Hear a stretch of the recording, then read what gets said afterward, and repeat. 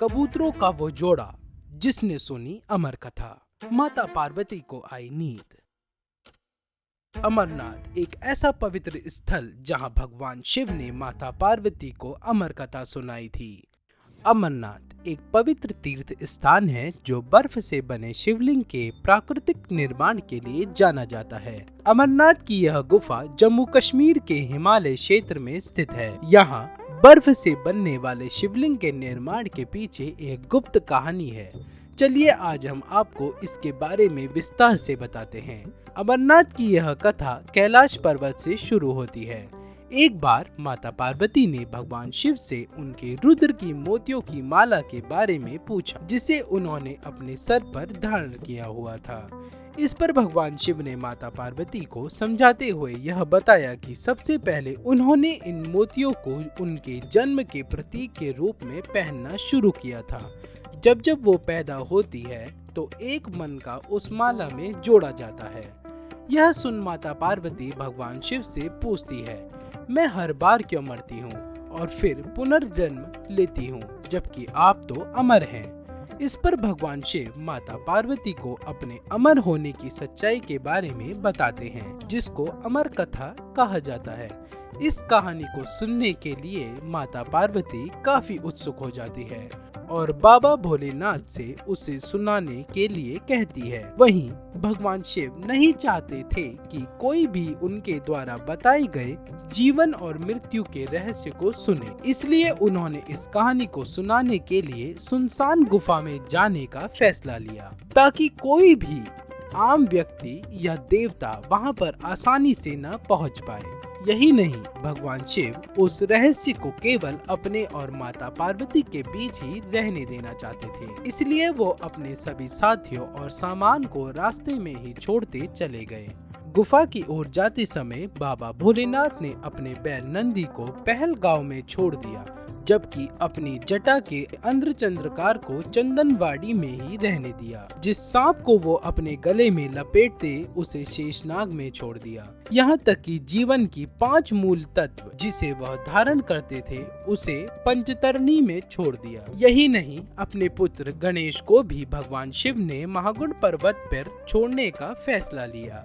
यह सारे वही सामान है जो भक्तों को अमरनाथ की यात्रा के दौरान रास्ते में दिख जाते हैं। इस कथा को सुनाने से पहले बाबा भोलेनाथ पूरी तरह से यह सुनिश्चित करना चाहते थे कि कहीं कोई जीव उनके द्वारा बताई जाने वाली अमरता की कहानी को सुन न सके, इसलिए उन्होंने कालअग्नि रुद्र की रचना की। इसके बाद उन्होंने काल अग्नि को यह आदेश दिया कि गुफा में आग लगा दे, ताकि किसी भी जीवित प्राणी के निशान वहां न रह पाए। जब भगवान शिव पूरी तरह से संतुष्ट हो गए कि अब गुफा में कोई नहीं है, तब वो वहां हिरण की खाल बिछे चबूतरे पर बैठ गए और फिर माता पार्वती को अमरता की कहानी सुनाई। परंतु माता पार्वती को कथा सुनते सुनते निद्रा आने लगती है और तभी वहाँ 2 कबूतरों के बच्चों का जन्म होता है, जो भगवान शिव द्वारा सुनाई गई कथा को सुन लेते हैं। भगवान शिव को जैसे ही इसका आभास हुआ तो वो कबूतरों को मारने हेतु उठते, तभी कबूतर शिव जी को बोलते हैं, अगर उन्हें मार दिया गया तो उनके द्वारा सुनाई अमर कथा खंडित हो जाएगी, यानी इसका कोई मूल्य नहीं रहेगा।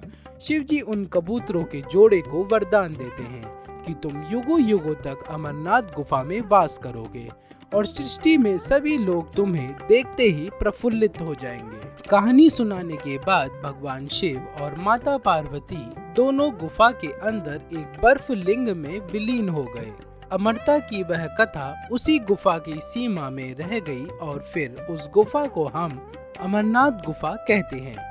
बता दे, अमर का अर्थ है सदा जीवित रहने वाला और नाथ का अर्थ है भगवान। इस नाम से ही पता चलता है कि यह वो पवित्र स्थान है जहां भगवान शिव ने अपनी पत्नी पार्वती को जीवन और मृत्यु के रहस्य के बारे में बताया था। हर साल लाखों भक्त इस दिव्य गुफा में बाबा अमरनाथ का आशीर्वाद लेने के लिए आते हैं। ऐसा माना जाता है कि ऋषि भृगु ने सबसे पहले कश्मीर की घाटी में इस गुफा की खोज की।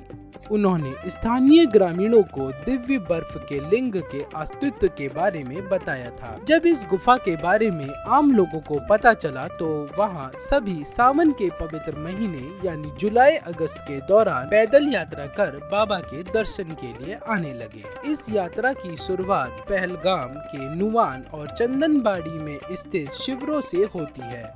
फिर शेषनाग झील और पंचतरनी शिविरों में रात्रि विश्राम करते हैं। इसके बाद यह यात्रा गुफा तक पहुंचती है। इस पूरे सफर को ही अमरनाथ यात्रा के नाम से जाना जाता है। अमरनाथ की यह पवित्र यात्रा हजारों लोगों के आय का स्रोत मानी जाती है। साथ ही इससे कई सारे लोगों की जीविका भी चलती है। हिंदू मान्यताओं में बर्फ का यह शिवलिंग एक प्राकृतिक घटना से कहीं ज्यादा लोगों के विश्वास और शिव के प्रति उनकी भक्ति से जुड़ा हुआ है और यह मंदिर भी उसी का प्रमाण है, जहां सभी लोग बाबा भोलेनाथ से आशीर्वाद लेते हैं। अंत में आशा करते हैं कि आपको अमरनाथ में बर्फ के शिवलिंग की यह कहानी पसंद आई होगी। धन्यवाद।